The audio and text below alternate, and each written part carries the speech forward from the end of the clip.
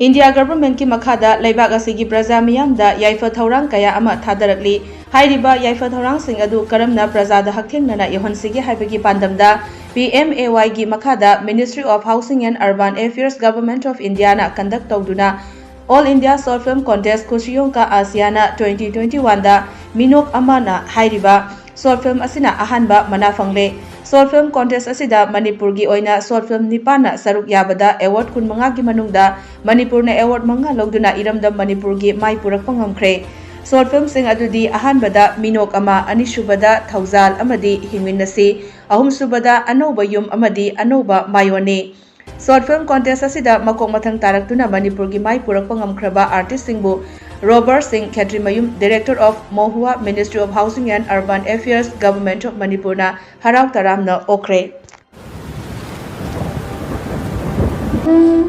Kaishu to dia lair bagi mapan sani.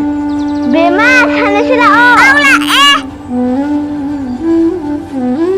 Ima, pagyo jo sana jaugi ko. Bema nangi ako yung sana na ini sana sa sungai haide. Ako yung dadi imong lekom thupagi sanabi adi mama na.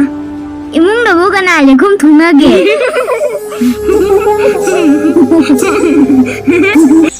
Tamogi yung sarkana so idan na sara ni. Nuai reta.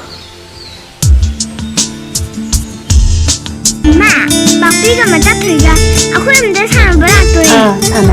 Ngasi di Pradhan Mantri Award Yojana na isa gi Meenok amadi pibire to.